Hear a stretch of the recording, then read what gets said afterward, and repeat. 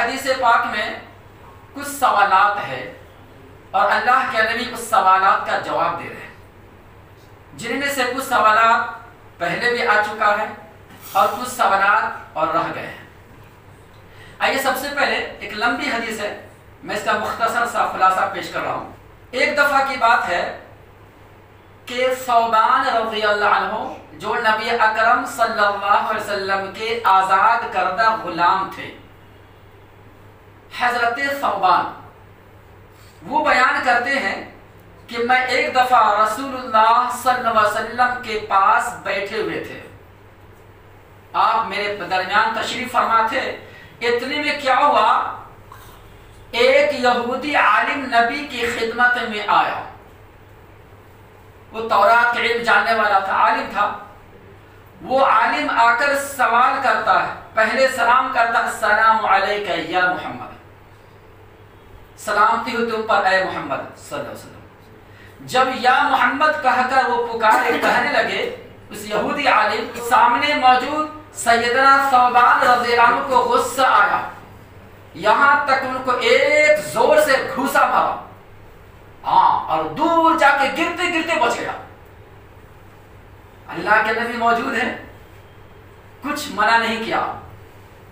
تو اتنے میں یہودی عالم کہنے لگے کہ تم مجھے کیوں مارے، کیوں گھوسا مارے؟ تو جواب میں کہا، تم کو پتہ نہیں یہ کون ہے؟ ارے نبی ہے، رسول ہے، کوئی مسلمان کو یا کسی انسان کو اس بات کی اجازت اختیار نہیں ہے کہ نبی کا نام لے کر بلا۔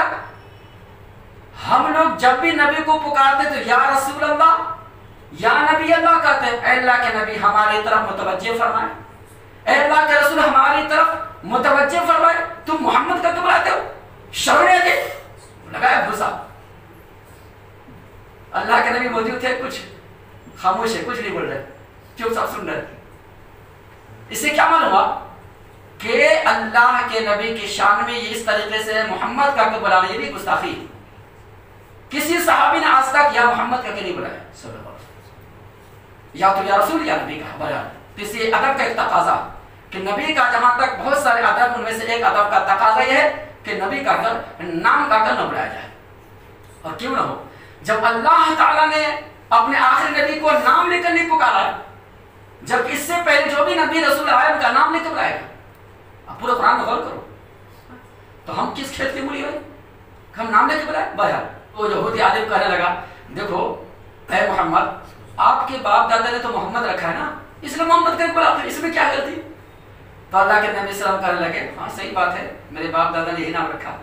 اتنا بول کے خاموش ہو گئے۔ اب اس کے بعد دیکھو ان کا تماشا، کن کا؟ یہودی عالم کا۔ اب کہہ رہا ہے کہ سنیے، میں آپ کے پاس کچھ سوال لے کر آیا ہوں، اس سوال کا جواب اگر دے دیں گے، کیونکہ تو میں مانوں گا کہ آپ اللہ کے نبی سچے نبی ہیں، برحق ہے۔ تو اللہ کے نبی کہنے لگے، اچھا یہ بتاؤ، اگر سوال کا جواب دے دیا جائے گا تو کیا ایمان لاؤ گے؟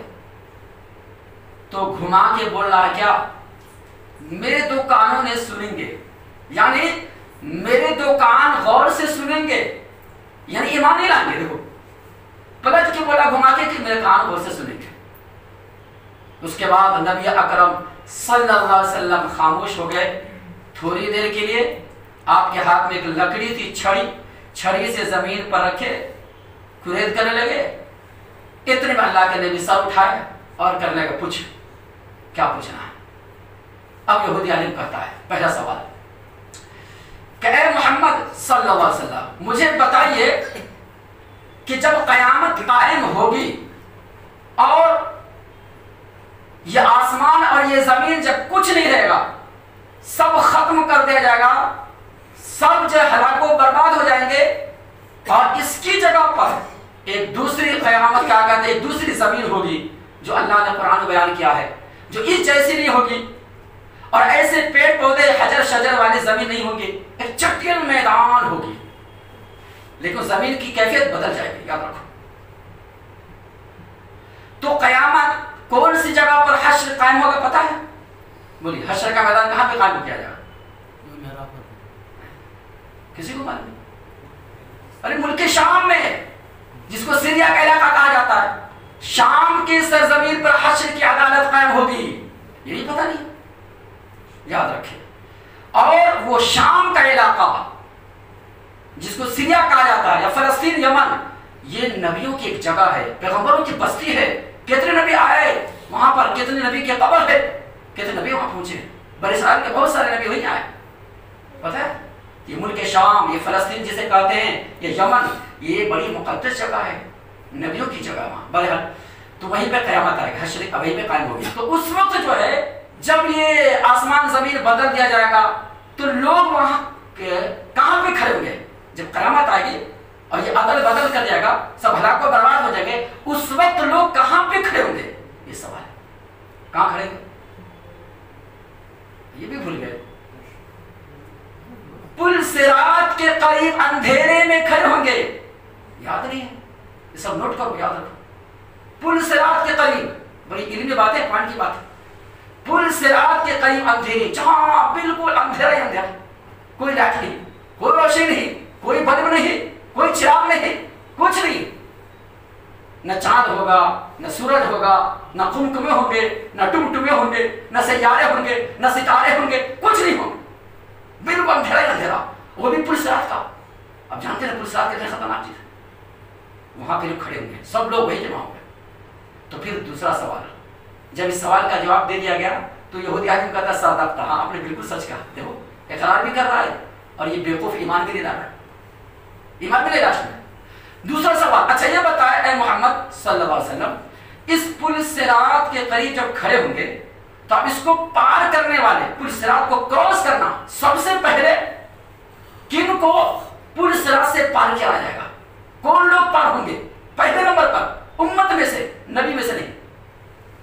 بتائیے یہ سوال معلوم ہے؟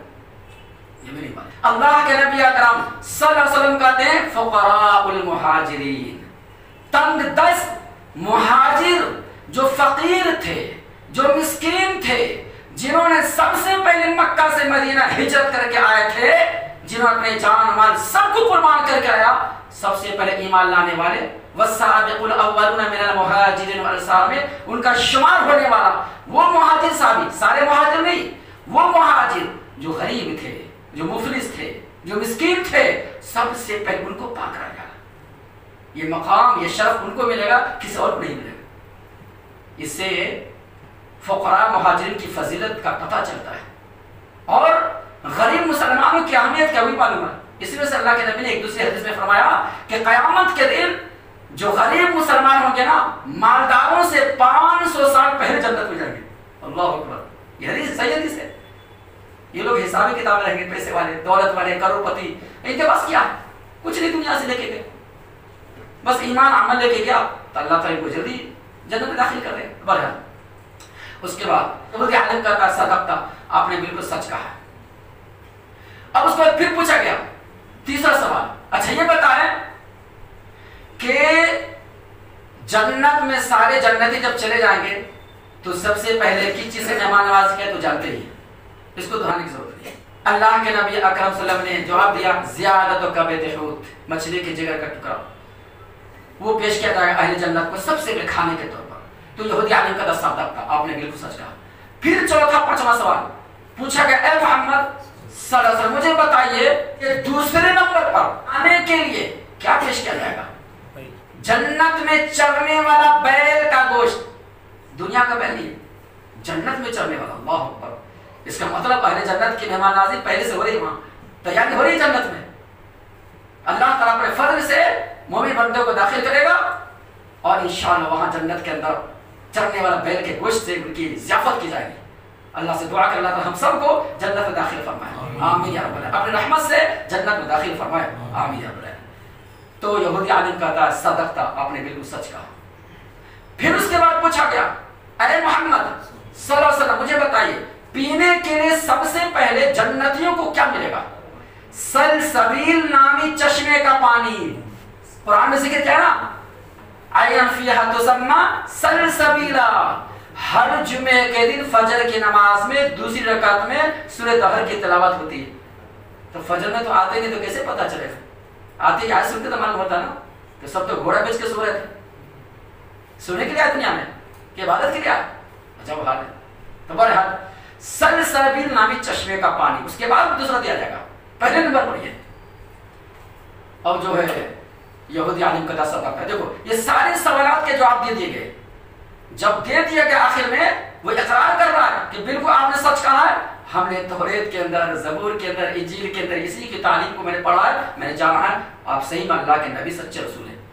اب ان سے کہا گیا ایمان لے آؤ تو منہ پھیر کے بھاگے.